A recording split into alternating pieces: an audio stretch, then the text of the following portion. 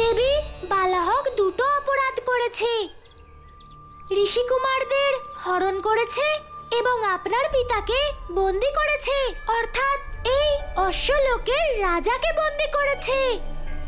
তাকে শাস্তি দেওয়া আবশ্যক। শাস্তি তো ওকে অবশ্যই দেওয়া উচিত, কিন্তু ও কখনোই শাস্তি পাবে না। কি বলছেন আপনি? শুধু মানুষ কেন, যদি দেবতারাও ওর সঙ্গে যুদ্ধ করেন তাহলে ওনারাও হেরে যাবেন। হ্যাঁ, আপনি বলেছিলেন যে স্বয়ং ব্রহ্মাদেবও ওনার কোনো ক্ষতি করতে পারবেন না। হ্যাঁ, ও ব্রহ্মাদেবের বরদান লাভ করেছে। এটা তখনকার কথা যখন ও ব্রহ্মাদেবের ঘোর তপস্যা করছিল। ওম ব্রহ্মদেবায় নমঃ। ওম ব্রহ্মদেবায় নমঃ। ওম ব্রহ্মদেবায় নমঃ। বালাহক জন্ম থেকেই অর্ধ অশ্বমানব ছিল। ও বহু যুগ ধরে ব্রহ্মাদেবের তপস্যা করেছিল। হে বালাহক,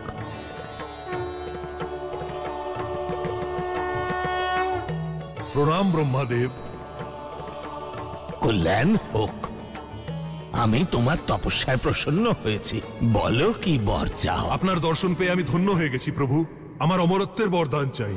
এই বর তো আমি তোমায় দিতে পারবো না, অন্য কিছু চাইবার থাকলে চাও। তাহলে আমাকে এমন বর দিন প্রভু, যেন আমার মৃত্যু আমার মতন কোনো প্রাণীর হাতেই হয়, অর্থাৎ যে অর্ধ অশ্ব মানব। তথাস্তু।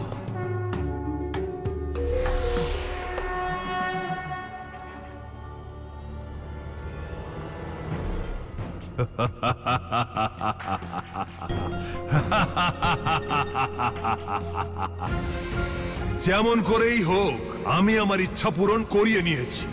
এবার আমাকে কেউ মারতে পারবে না, কারণ এই সংসারে আমার মতন আর কেউ নেই। এবার আমি হব এই সংসারের অধীশ্বর।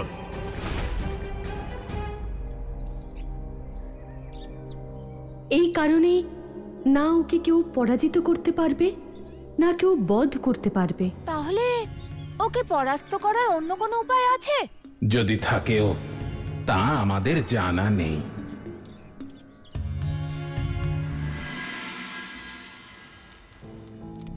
রাধামা, তুমি এই যজ্ঞ করে কি ফল লাভ করবে? এই যজ্ঞের দ্বারা সংসারে যত বহুমূল্য রত্ন আছে সব নিজের স্থানে ফিরে আসবে। সংসারের ভারসাম্য আবার ঠিক হয়ে যাবে। সেই জন্য এই যজ্ঞ করছি।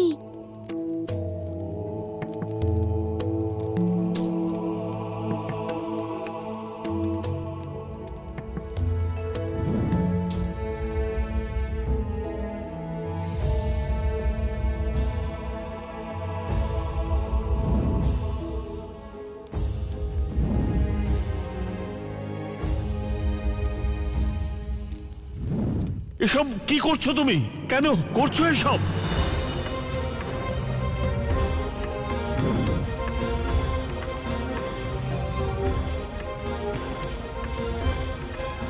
রাধা, এ তুমি কি করলে? পিতার সঙ্গে ছলনা করলে? ক্ষমা করবেন পিতা, কিন্তু আপনি আমাকে বাধ্য করেছেন। তাই আমার কাছে এছাড়া কোনো উপায় ছিল না এই অনর্থকে আটকানোর। মুক্ত করো আমায় রাধা, নয়তো আমার ক্রোধ সীমা লঙ্ঘন করবে। এখন আমি আপনাকে মুক্ত করতে পারবো না পিতা। আমি আপনাকে বন্ধন যজ্ঞে বেঁধে দিয়েছি। এখন আমি আপনার সীমানাকে নির্ধারণ করব, যাতে আপনি কখনো সংসারের জন্য সংকট উৎপন্ন করতে না পারেন। আজ থেকে আপনার সমুদ্রের জল নিজের সীমানা লঙ্ঘন করে আর কখনো নদীতে প্রবেশ করতে পারবে না। না, এ হতে পারে না। আমি রাধা এই বন্ধন যজ্ঞে পূর্ণাহুতি দিয়ে এই সংকল্প করছি যে আজ থেকে সমুদ্রের রাজ নিজের সীমানা লঙ্ঘন করে বাইরে আসতে পারবেন না। আর এই মুহূর্তে নিজের নোনা জলকে আবার সীমানার মধ্যে ফিরিয়ে আনবেন। রাধা, না না রাধা, করো না।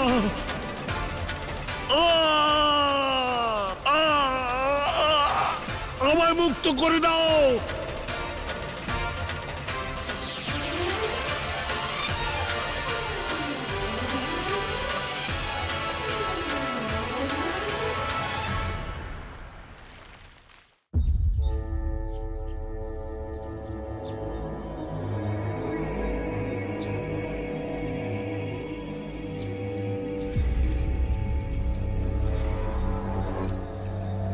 অদ্ভুত কাণ্ড বৃষভানু মশাই, অদ্ভুত কাণ্ড হয়েছে। এই যে দেখুন বৃষভানু মশাই, কি অদ্ভুত ঘটনা ঘটেছে। সমস্ত জল মিষ্টি হয়ে গেছে। আপনি সত্য বলেছিলেন বৃষভানু মশাই, ঈশ্বরকে ডাকলে তিনি মুখ ফিরিয়ে নেন না। ঈশ্বর আমাদের প্রার্থনা শুনেছেন।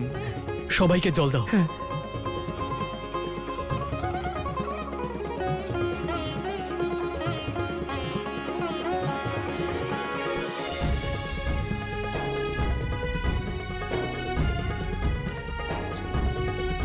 লবণাক্ত জল আবার মিষ্টি হয়ে গেছে, অর্থাৎ নিয়তি চক্র ঘুরে আবার তার নিজের বাস্তবিক স্থানে ফিরে এসেছে। সমস্ত সংসার সংকট মুক্ত হয়েছে। আমার বিশ্বাস সত্য ছিল রাধা। অসম্ভবকে সম্ভব করার এই অলৌকিক কাজ শুধু তুমিই করতে পারো। ঋষি গর্গাচার্য তোমাকে প্রণাম জানায়। কানাই, বালাহককে বধ করা মনে হচ্ছে অসম্ভব। দাদা, তোমার মুখে এমন হতাশাজনক কথা শোভা পায় না হেরে যাওয়ার আগেই। না না, হার মানছি না। সেসব তো ঠিক আছে কানাই, কিন্তু এই অশ্বলোকে বালাহক ছাড়া অন্য কোনো অর্ধমানব আর কেউ নেই। আর আমরা এই অশ্বলোক থেকে বেরিয়ে অন্য কারুর খোঁজ তো করতে পারবো না। তাহলে হলো না এই অসম্ভব কাজ? দাদা, এই সংসারে কিছুই অসম্ভব নয়, আর যে চেষ্টা করে তার কখনো পরাজয় হয় না দাদা। দেখ কানাই, চেষ্টা করতে আমার কোনো আপত্তি নেই, কিন্তু কিভাবে চেষ্টা করব সেটা আগে জানি। এই সংসারের রচয়িতা ব্রহ্মাদেব, উনি সকল প্রাণীকে সৃষ্টি করেছেন। এই প্রশ্নের উত্তরও উনিই দিতে পারবেন দাদা। তাহলে কি আমরা ব্রহ্মাদেবকে ডাকবো? কানাই, এ তুই কেমন কথা বলছিস? ডাকলেই তো ভগবান আসেন, আর ভগবান কখনোই তার ভক্তের ডাক উপেক্ষা করতে পারেন না। তাহলে চল আমরা ব্রহ্মাদেবকে স্মরণ করি, ওনার কাছ থেকেই এই অর্ধ অশ্ব মানবের রহস্যের সমাধান বের করি। কিন্তু কানাই, আমরা দুজন একসঙ্গে ওনাকে স্মরণ করব না, বরং ভিন্ন ভিন্ন স্থানে গিয়ে স্মরণ করব। ঠিক আছে? ঠিক আছে দাদা। ওম ব্রহ্মদেবায় নমঃ। দাঁড়াও বালাহক, তোমার এই মিথ্যা অভ্যর্থনার কোনো প্রয়োজন নেই। হে সংসারের ভক্তির উৎস, এইভাবে তোমরা আমাকে অপমান করো না। এমনিতেও এইটা তোমাদের জন্য শেষ সম্মান, তাই এটা মন খুলে স্বীকার করো।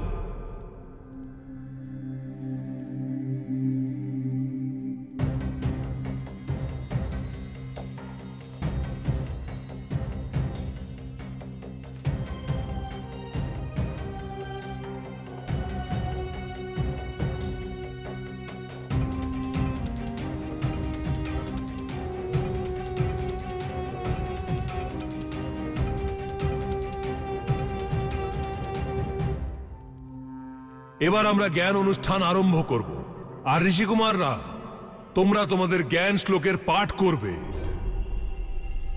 আর আমরা অশ্বরা সেই জ্ঞানকে গ্রহণ করব।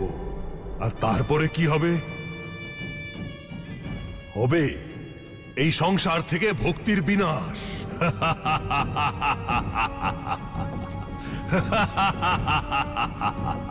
এটা তুমি নাও, তোমার নির্বুদ্ধিতা বলছে যে বিনাশ ভক্তির নয় বরং তোমার হবে। কে করবে আমার বিনাশ? ডাকো তাকে, আমিও তাকে দেখি। প্রণাম মহারাজ। মহারাজ, ওই দুই বালক সুস্থ হয়ে গেছে আর আপনাকে বিনাশ করার পরিকল্পনা করছে। আর মহারানী ওদের দুজনকে সবকিছু বলে দিয়েছে। করতে দাও পরিকল্পনা, আমার উপর ব্রহ্মাদেবের বর আছে, ওই বালকরা আমার কিচ্ছু করতে পারবে না। এটাই তো চিন্তার বিষয় মহারাজ। ওই দুই বালক আপনার মতো রূপ ধারণ করার পরিকল্পনা করছে মহারাজ। ওরা মূর্খ, নিজেদের সময় নষ্ট করছে। আমার মতন এই সংসারে দ্বিতীয় কেউ নেই। এখনো সময় আছে বালাহক, অধর্মের পথ ত্যাগ করো, আমাদের কথা শোনো। তাই কেন শুনবো তোমাদের কথা? কারণ ওই দুজন বালক সাধারণ বালক নয়, ওদের মধ্যে একজন ময়ূর পালকধারী বিষ্ণুর অবতার। তোমার সেই প্রভুর অবতার যার রথ তুমি টানতে। এই কারণেই আমি বলছি যে গিয়ে ক্ষমা চেয়ে নাও। উদার মনোনাথ, তোমার আর তোমার সঙ্গে যত অশ্ব আছে সবার উদ্ধার হয়ে যাবে। প্রভু কারুর ক্ষতি করেন না। তোমার অধর্ম এখনো শাস্তির শ্রেণীতে আসেনি। সময় থাকতে প্রভুর চরণে ঠাঁই নাও, তাতেই তোমার মঙ্গল। চুপ করো, আর একটা কথাও নয়। ও আমার নয়, আমি উদ্ধার করব এই সংসারকে এর অধীশ্বর হয়ে। ভুলে যাও ওই বালকদের, আর আমার কথা মন দিয়ে শোনো। যাও আর কালকের মহানুষ্ঠানের প্রস্তুতি নাও। কাল প্রাতঃকালে মহানুষ্ঠান সম্পন্ন হওয়ার পরে এই সংসার থেকে ভক্তির অস্তিত্ব শেষ হয়ে যাবে, আর তার সঙ্গে আমি চিরকালের মতন অজেয় হয়ে যাব।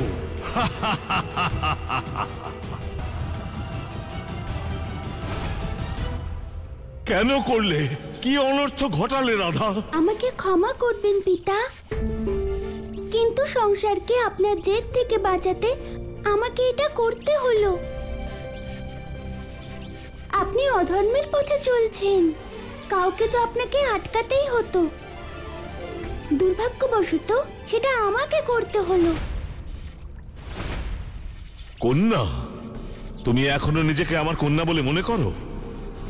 যখন একজন কন্যা তার পিতার সঙ্গে ছলনা করলো, সেটা অধর্ম নয়? ভেবেছিলাম তুমি আমার কষ্টকে বুঝবে। শুধুমাত্র ছলনাই করনি, একজন পিতার বিশ্বাসটাও ভেঙেছো। আপনি কন্যার থেকে এটা আশা করতে পারেন না যে সে আপনার অধর্মে আপনাকে সাহায্য করবে। দিতে না সঙ্গ? অসত্য কেন বললে? কেন বললে আমায় যে তোমারও মনে হয় আমার সঙ্গে ছলনা হয়েছে? যে অসত্য অসংখ্য প্রাণীর জীবন রক্ষা করে, সেই অসত্য যে কোনো সত্যের থেকে বড়। ঠিক আছে, তাদের উদ্ধার করে তুমি মহান হতেই পারো, কিন্তু আমার কাছে তুমি বিশ্বাসঘাতিনী ছাড়া আর কিছু নও। ক্ষমা করবেন, আমি আপনাকে দুঃখ দিতে না, তোমার মুখ থেকে বেরোনো কোনো শব্দকে আমি আর সত্য বলে মানি না। আর তোমার এই ক্ষমা চাওয়াটাও আমার কাছে ছলনা। আমি তোমায় কোনোদিন ক্ষমা করব না। আপনার ক্রোধ অনুচিত নয়। আমি সমুদ্ররাজ রত্নাকর তোমাকে পিতৃদোষের অভিশাপ দিচ্ছি। যেমন তোমার কালো মন, তোমার শরীরটাও তেমনই কালো হয়ে যাবে। হয়তো এই বন্ধন থেকে কোনোদিন মুক্ত হব না, কিন্তু তোমার উপর আসা ওই কলঙ্ক থেকে তুমিও কোনোদিন মুক্ত হবে না। এখন এটাই তোমার নিয়তি।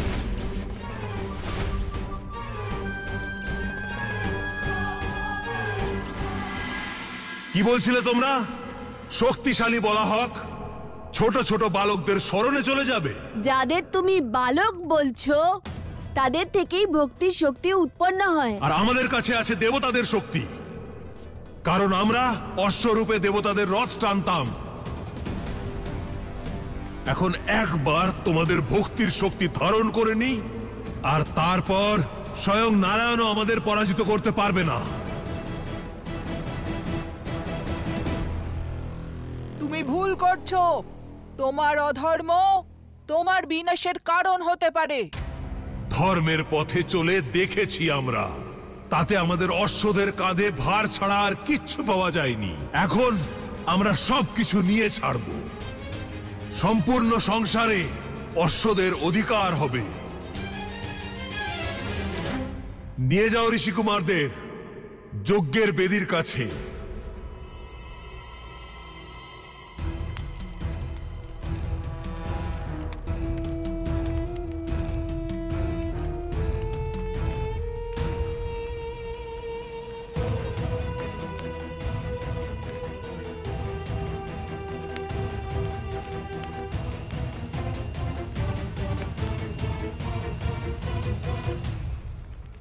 ঋষিকুমারেরা, এখন সংসার থেকে ভক্তি সমাপ্ত হয়ে যাবে, আর তোমাদের ভক্তির শক্তিকে আমি ধারণ করব।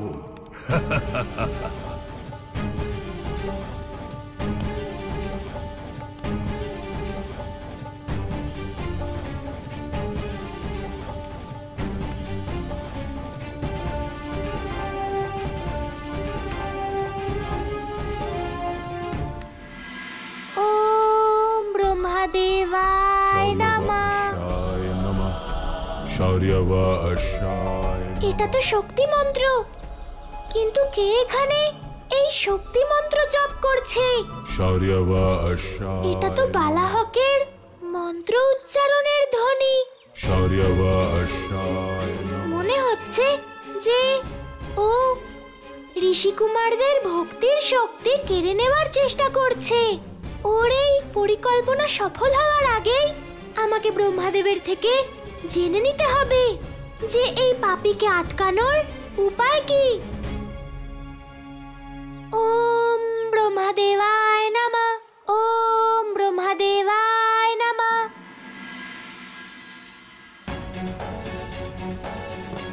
তোমার মুখ থেকে বেরোনো কোনো শব্দকে আমি আর সত্য বলে মানি না। না তোমার ক্ষমা চাওয়াটা বাস্তবিক। আমি তোমায় কোনোদিন ক্ষমা করব না।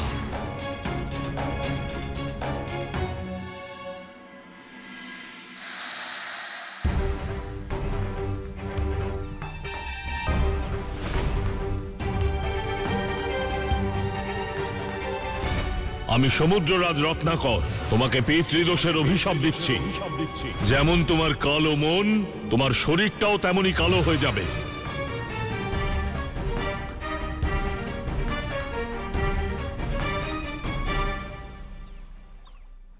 নারায়ণ নারায়ণ।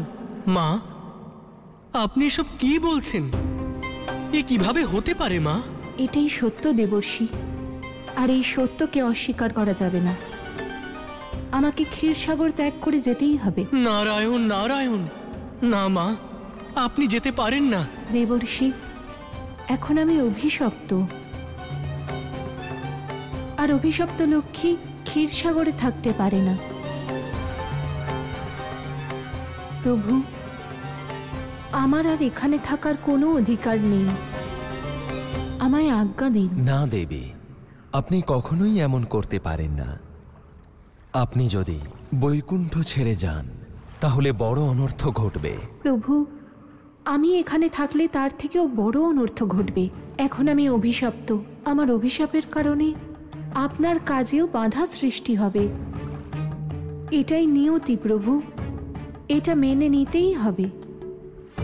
শুধু আজকে নয়, অতীতেও যখন আমি অভিশপ্ত হয়েছি, আপনাকে ছেড়ে আমায় যেতে হয়েছে, পুনর্জন্ম নিতে হয়েছে। তা সে ঋষি ভৃগুর গৃহে হোক, বা সমুদ্ররাজ রত্নাকরের গৃহে, অথবা সে পাতাল নরেশ পুলমনের গৃহেই হোক। এবার আমায় অনুমতি দিন প্রভু।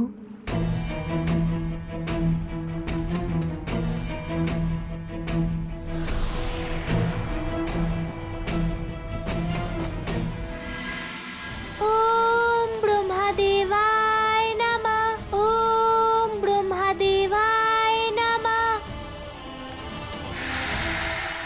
ঋষিকুমারেরা, এবার সমস্ত সংসারের ভক্তি সমাপ্ত হয়ে যাবে, আর তোমাদের ভক্তির শক্তিকে এক এক করে আমি বালাহক ধারণ করব। ওম ব্রহ্মদেবায় নমঃ, ওম ব্রহ্মদেবায় নমঃ।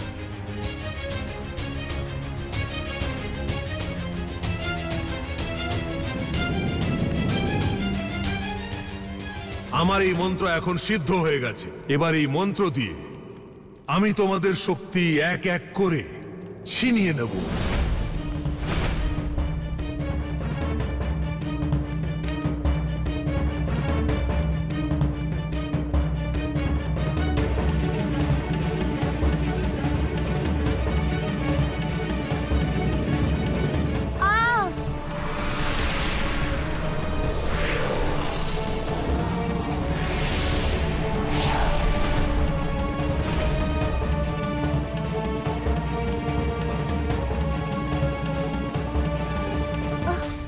রক্ষা করুন নারায়ণ, রক্ষা করুন।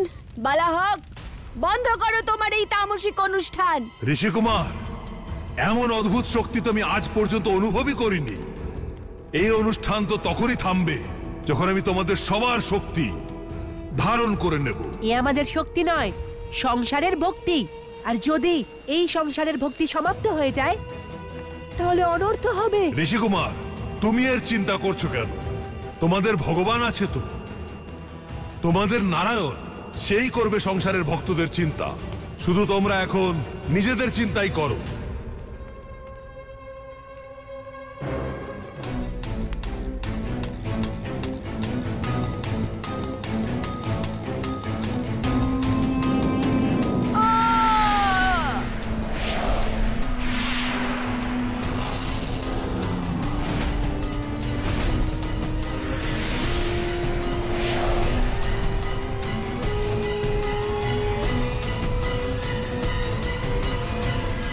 আমার অর্ধেক কাজ বিনা কোনো বাধায় সম্পূর্ণ হয়েছে। এখন শুধু এই দুই ঋষিকুমারের শক্তি ধারণ করা বাকি আছে। তারপর অশ্বদের ওপর শাসন করা সংসারের ওপর আমরা অশ্বরাই শাসন করব।